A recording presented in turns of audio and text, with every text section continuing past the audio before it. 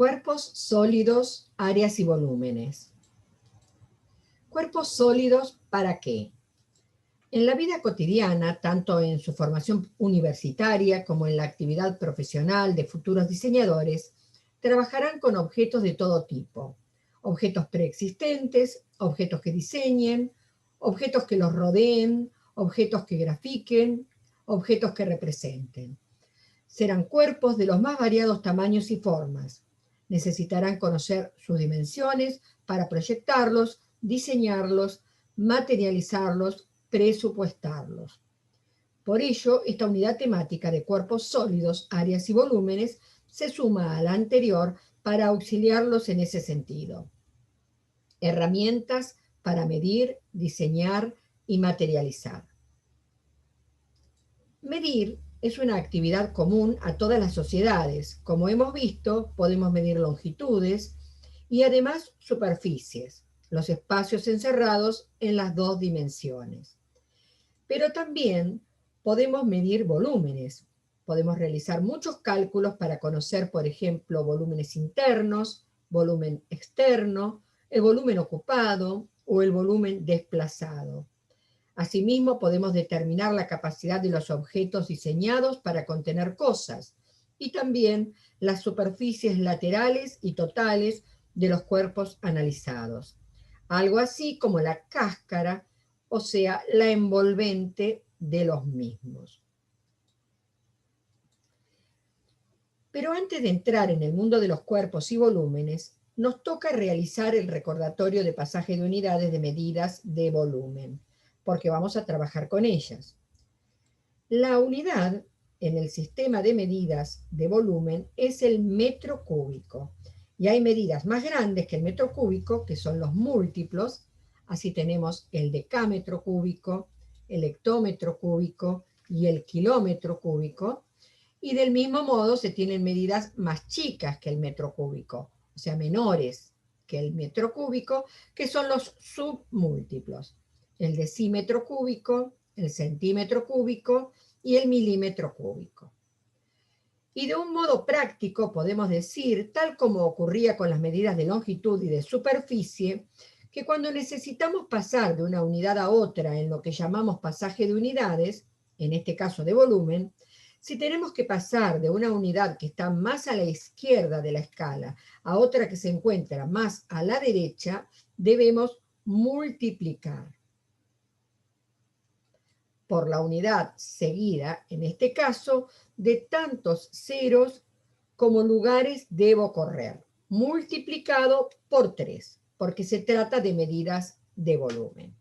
Es así como para pasar de kilómetro cúbico a hectómetro cúbico, debo multiplicar por 10 a la tercera, o lo que es lo mismo, por 1000, como de hectómetro cúbico a decámetro cúbico, o de decámetro cúbico a metro cúbico, o de metro cúbico a decímetro cúbico, como de decímetro cúbico a centímetro cúbico, y como de centímetro cúbico a milímetro cúbico.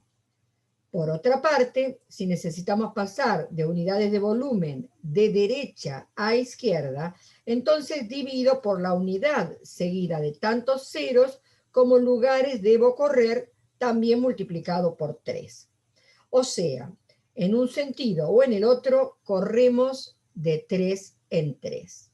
Así, divido por 10 a la tercera, o 1000, para pasar de milímetro cúbico a centímetro cúbico, de centímetro cúbico a decímetro cúbico, de decímetro cúbico a metro cúbico, de metro cúbico a decámetro cúbico, de decámetro cúbico a hectómetro cúbico, o de hectómetro cúbico a kilómetro cúbico.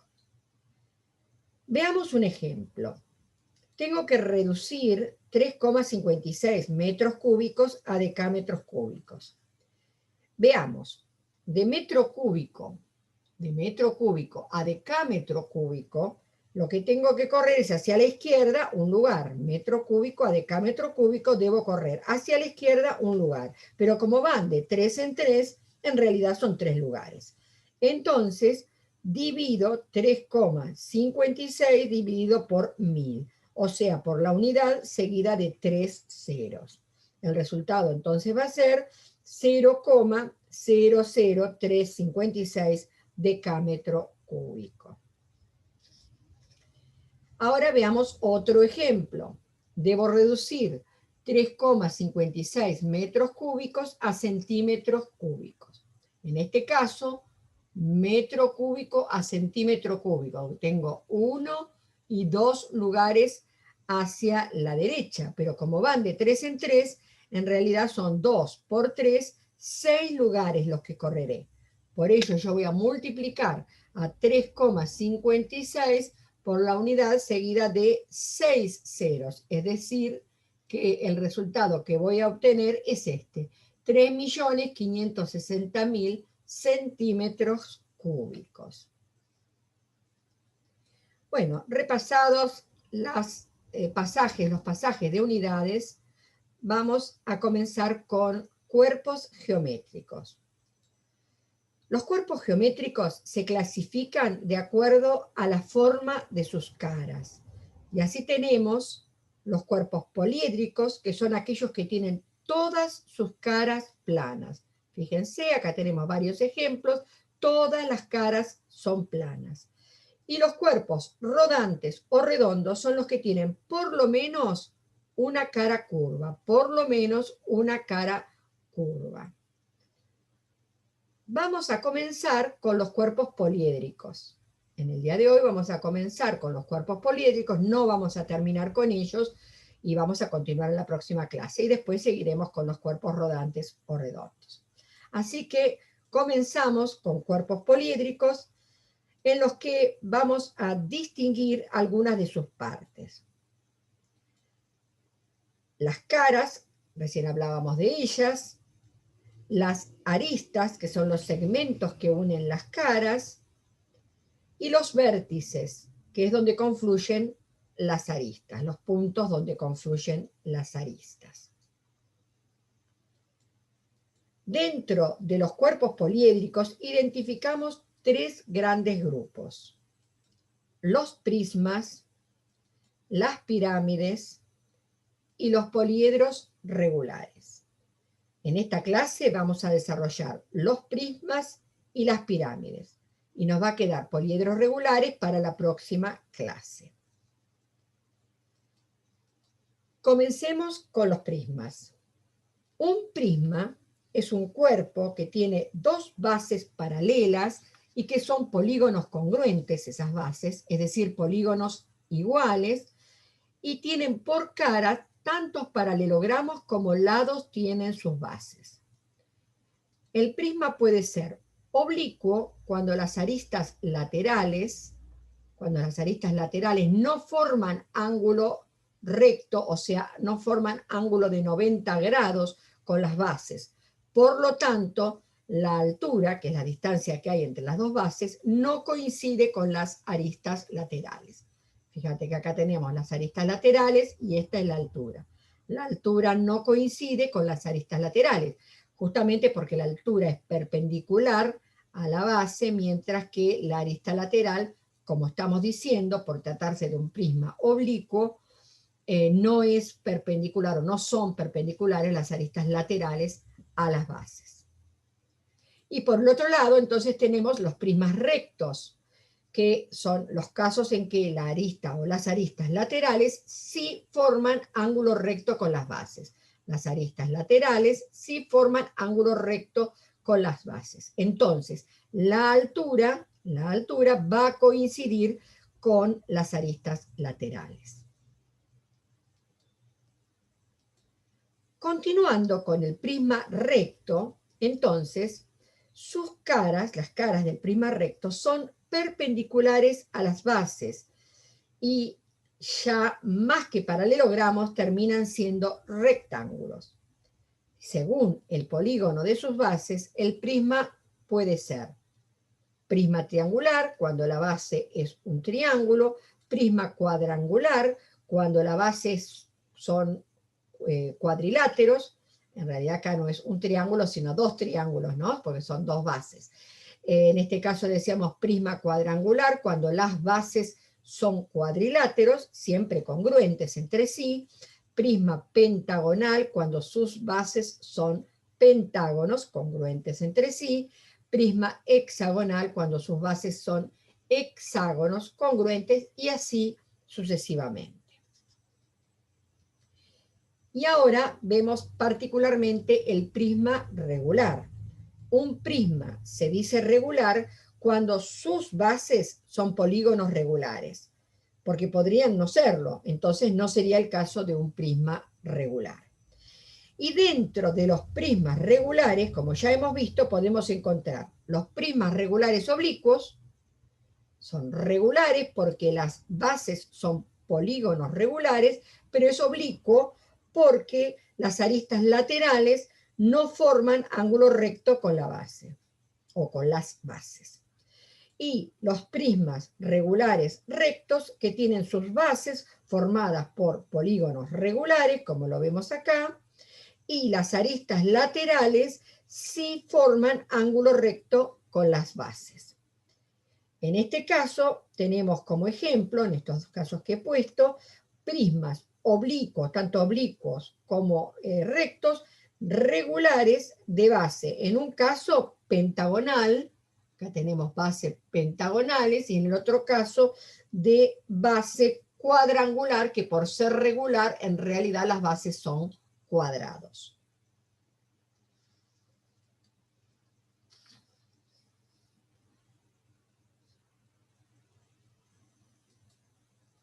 Ahí los tenemos, pentágono regular y cuadrado como bases de esos prismas regulares. En un caso oblicuos, en el otro caso rectos, pero regulares todos, porque sus bases son regulares. Continuando con los prismas, nos encontramos con los paralelepípedos. Los paralelepípedos son prismas cuyas bases y caras son paralelogramos. Todos son paralelogramos. Fíjate que en los prismas las bases podían ser triángulos, pentágonos, hexágonos, pero el paralelepípedo es entonces un prisma particular cuyas bases, las bases y las caras, todos son paralelogramos. Pero claro, si las aristas laterales forman ángulo recto con las bases siguen siendo paralelogramos, pero las caras laterales, como ves, pasan a ser rectángulos. Los ángulos de esas caras son todos ángulos de 90 grados, por eso pasan a ser rectángulos. Entonces aquí nos encontramos con el paralelepípedo recto, que tiene entonces bases que son paralelogramos, pero las caras se transforman de paralelogramo a un paralelogramo particular como es el rectángulo. Pero si las bases también tienen todos sus ángulos rectos, entonces son todos rectángulos ya. No solamente las caras laterales, sino también las bases. Entonces estamos frente a otro prisma particular, más particular todavía, que es el paralelepípedo recto rectángulo, que también recibe el nombre de ortoedro. Ortoedro que proviene de ortogonal, por los ángulos de 90 grados. Y si particularizamos aún más y a ese paralelepípedo que es recto lo llevamos a que sus aristas sean todas iguales, entonces nos encontraremos con un cuerpo en el que tanto las bases como las caras laterales son todos cuadrados. Y ese cuerpo se llama cubo o hexaedro. Hexaedro que viene de seis caras todas iguales o todas congruentes. Yendo a la determinación del volumen de estos cuerpos, recordemos que la altura en todos los cuerpos anteriores, es decir, en todos los prismas, es la distancia entre las bases, ya lo hemos dicho. Recordemos en algunas imágenes de prismas rectos y oblicuos, la posición de la altura. Entonces llegamos al volumen de un prisma que es igual a la superficie de la base multiplicada por la altura, Quiere decir que cualquier prisma que yo tenga, para calcular su volumen, yo lo que tengo que hacer es calcular la superficie de la base, sea el polígono que sea la base, calculo su superficie y a ese valor que obtengo lo multiplico por la altura. Y así obtengo el volumen del prisma. Y ahora veamos la superficie del prisma, en este caso un prisma regular recto. ¿Cómo puedo hacer para determinar la superficie de todas las caras más las bases de este prisma regular recto? En este caso se trata de un prisma regular de base cuadrangular, o sea, las bases son cuadrados. Ya nos vamos dando cuenta que si desarrollamos el prisma en un plano, la superficie lateral va a ser un rectángulo. Si yo despliego y lo despliego sobre un plano, a este cuerpo, lo que voy a obtener para esa superficie lateral es la forma de un rectángulo. Aquí vemos el desarrollo. En este caso se trata de otro cuerpo, de otro prisma. Este prisma ya no es cuadrangular, es un prisma hexagonal, tiene 6 lados, ¿sí? Y acá está desplegada la parte del área lateral, que lo que me queda es un rectángulo, y acá están cada una de las caras, las 6 caras de esa área lateral y las 2 bases. Para determinar el área lateral, es decir, el área de ese rectángulo que se forma al desarrollar el prisma, vemos que su base, o sea, la base del rectángulo, es el perímetro del polígono, es el perímetro de todo el polígono. Y del polígono de la base, obviamente. Y la altura de este rectángulo es propiamente la altura del cuerpo. Entonces, acá tenemos que la base va a ser el perímetro del polígono de la base y que la altura va a ser la misma altura del prisma. Por lo tanto, entonces, la superficie lateral del prisma va a ser igual al perímetro de la base multiplicado por la altura. Esa es esta área, el área lateral del prisma. Pero si queremos hallar la superficie total del prisma, tendremos que sumarle las 2 bases. Entonces, superficie total del prisma va a ser igual a la superficie lateral o el área lateral, que es el perímetro de la base por la altura, que lo habíamos calculado recién, más la superficie de las 2 bases. Las 2 bases.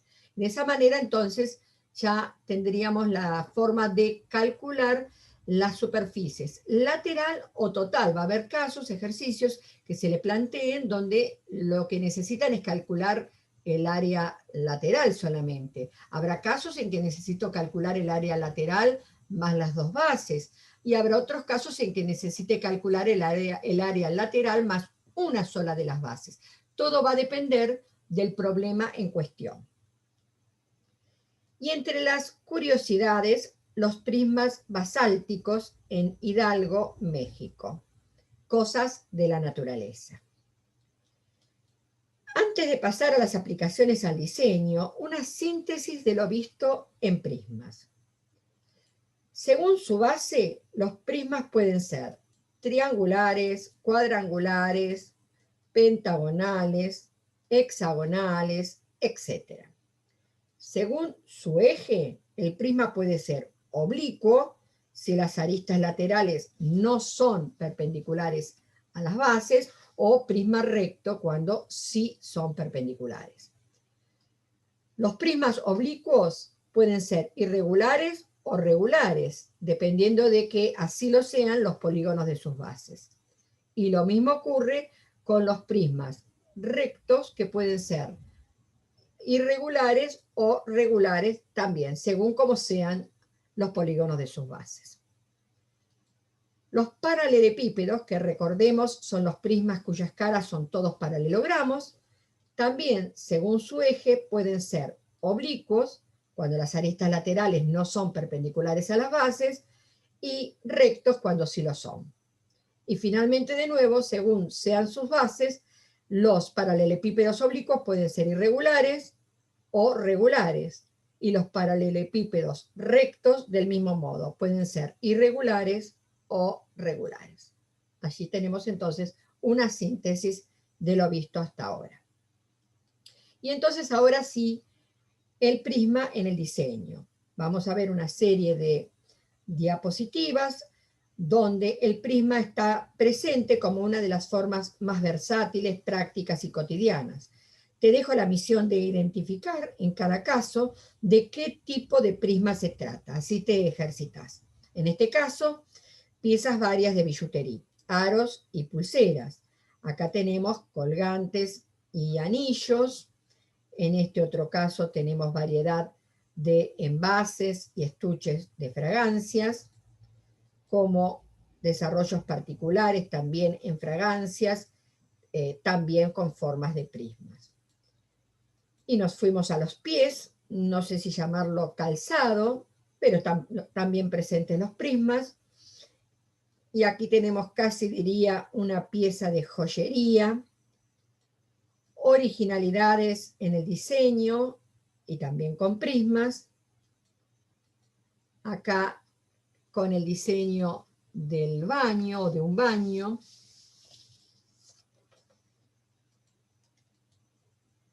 En este caso tenemos decoración de interior y exterior, banquetas, iluminación. Acá tenemos los cubos de la memoria, una obra del artista vasco Agustín Ibarrola. Son una serie de pinturas sobre los bloques cúbicos de hormigón del puerto de Llanes en Asturias, España. Acá tenemos más prismas en packaging para mascotas. Y acá una curiosidad interesante. Fíjate, la cola geométrica del caballito de mar, que mereció estudios especiales para develar sus cualidades. El hipocampo o caballito de mar tiene su cola de sección no cilíndrica, sino cuadrada, o sea, la sección es cuadrada, dividida en segmentos en forma de prisma. Científicos de la Universidad de Clemson, Carolina del Sur, Estados Unidos, realizaron varias pruebas de resistencia y movilidad comparando con las colas del tipo cilíndrico, concluyendo que la estructura cuadrangular y estas formas prismáticas ofrecen más resistencia a la torsión y a la deformación, es decir, a diferentes esfuerzos a que pueden verse sometidos. Más prismas en el diseño, en este caso también envases de fragancias. ¿De qué prisma se tratará? Te lo dejo a vos. Y más prismas y más prismas. Y ahora pasamos, en la otra videoteórica, a la pirámide. O sea, continuamos con cuerpos sólidos, parte 2.